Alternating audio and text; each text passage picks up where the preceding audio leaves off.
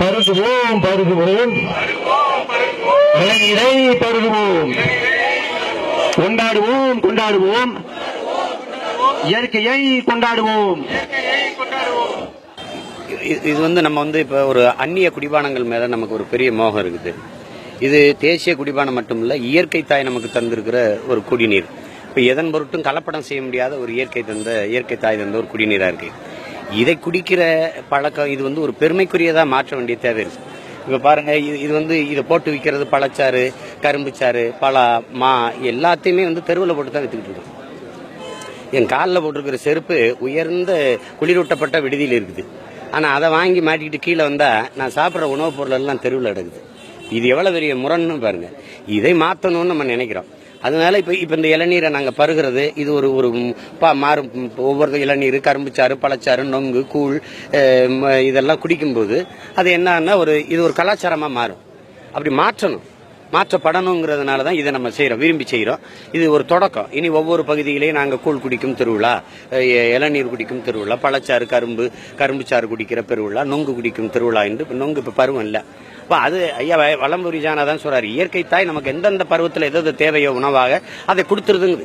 இப்போ நாவற்பழம் வருதா, நாவற்பழத்தை நிறைய சாப்பிடுங்க. மாம்பழம் வருதா, மாம்பழத்தை நிறைய சாப்பிடுங்க. பலா கிடைக்குதா, பலாவை அந்த பருவம் முழுமைக்கும் பலாவை நிறைய சாப்பிடுங்க.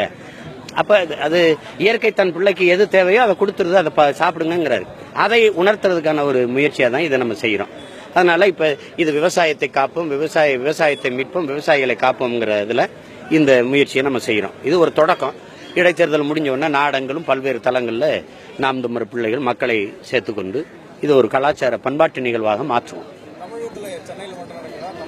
இப்ப இன்னைக்கு இது ஒரு தொடக்கம். ஏன்னா இப்ப இது 10 நாள் இடைத்தேர்தல் வேற இருக்கனால அங்க போயிடுவோம். அது முடிஞ்ச பிறகு தமிழ்நாடு முழுமைக்கும் செய்யும்.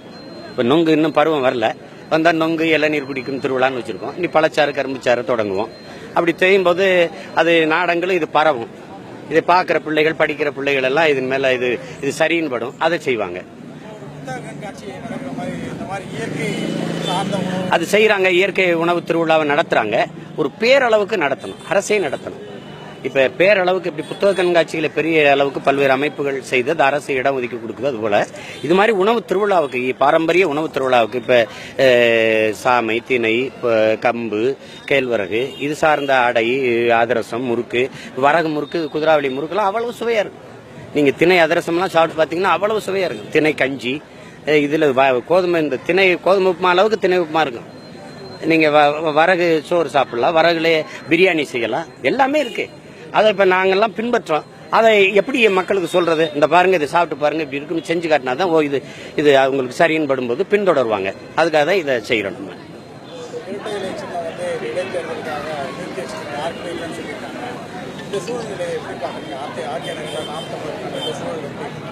இல்ல, நாம இதையெல்லாம் இவங்களுக்கு சின்ன முடக்கப்படும், கட்சி மூணா உடையும்லாம் நினைக்கல. நம்ம நிக்கிறதுன்னு முடிவெடுத்தோம், நிக்கிறோம். நம்ம ஒரு தூய அரசியலை உண்மை நேர்மையாக மக்களுக்கு கொண்டு போகணும்னு நினைக்கிறோம். இதுல என்னன்னா, இந்த அதிமுக கட்சிக்கு முடக்கப்பட்ட சின்னம் மட்டும் இல்ல, நாட்டிலே யாருக்கும் சின்ன வேணாங்கிறதா என்னுடைய நிலைப்பாடு.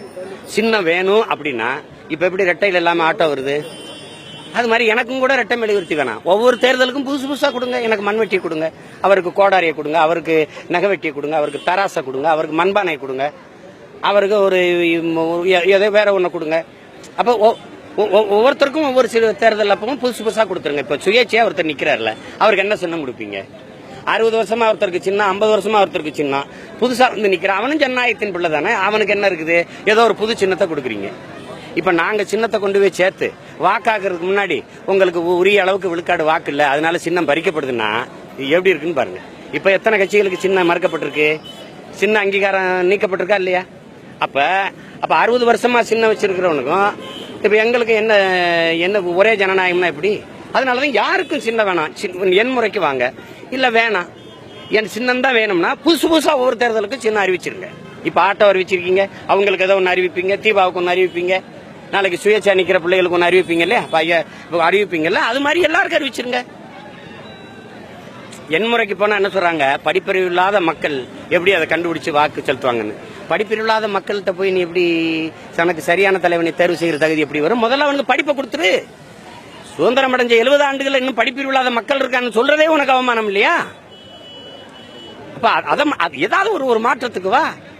அப்ப அதுதான் நாங்க சொல்றோம். அப்படி சின்ன வேணும், மக்களின் புழக்கத்தில் இருக்கிற பழக்கத்தில் இருக்கிற ஒரு சின்ன வேணும்னா குடிசையை கொடு, அவனுக்கு அடுப்பை கொடு, எனக்கு ஒரு தோசைக்கல்ல கொடு, அவனுக்கு ஒரு கரண்டியை கொடு, தெரியறது எதோ ஒண்ணு கொடு, மண்வெட்டியை கொடு. அதான் நான் சொல்றேன்.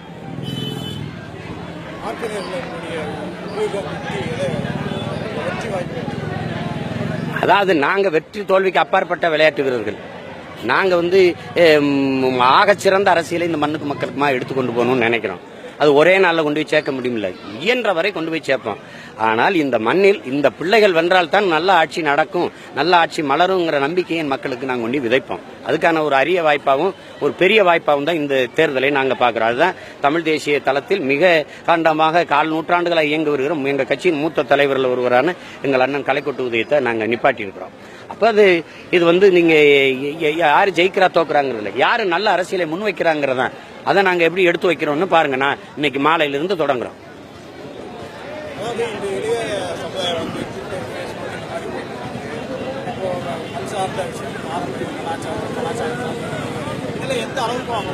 அதான் இப்ப இதுல எல்லாத்தையுமே நீங்க பதிவிறக்கம் செய்ய முடியும்.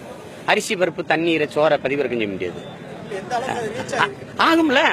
நீங்க சாப்ட்வேர்ல வேலை செய்ய போற பிள்ளையும் சாப்பிட்டு போய் தானே வேலை செய்யணும். அமெரிக்க அதிபராக இருந்து வெள்ளை மாளிகையிலிருந்து உலகத்தை கட்டுப்படுத்துறாலும் அவருக்கு உணவு தேவைப்படுது இல்ல. இந்த மாதிரி பாரம்பரியம் கலாச்சாரத்தை தொழில்நுட்ப ரீதியா அவங்களுக்கான சொல்றதுக்கான முயற்சிகள் ஏதாவது இந்த நுட்பத்துல தான் நான் இளநீர் குடிக்கிறது போகுது. அப்ப இந்த இளநீர் இது நன்மை போகுது. 90 விழுக்காடு குளுக்கோஸ் இருக்கு. நீங்க ஜாக்சன் ஒரு படத்துல காயம் பட்டுவார் ஒருவர், அவர் மருத்துவர், ஆனா அவருக்கு எப்படி குளுக்கோஸ் ஏத்துறதுன்னு தெரியாது. பாப்பாரு ஒரு இளநீர் இருக்கும், டக்குன்னு 2 வெட்டி ஒரு குச்சியில போட்டு இதுக்குள்ள ஊசியை போட்டு ஏத்திடுவாரு. நேரடியா 90 விழுக்காடு குளுக்கோஸ் ஏறிடுது. ஆமா இல்ல. அப்ப அது தெரியுதுல்ல எனக்கு. இதை குடிக்காம நான் 40 விழுக்காடு பூச்சி மருந்து இருக்கு, நச்சு கலவை இருக்குங்கிறான் கோக்கு பெப்சி, அதை குடிச்சுக்கிட்டு இருக்கிறேன்னா அப்ப நான் சொல்லிக் கொடுக்க வேண்டிய பொறுப்பு யாருது? மூத்தவன் என்னது? எனக்கு கீழே இருக்க என் தம்பிதங்களுக்கு அண்ணன் தானே சொல்லணும். அப்ப நான் தான் சொல்றேன். அதான் சொல்றேன். நன்றி.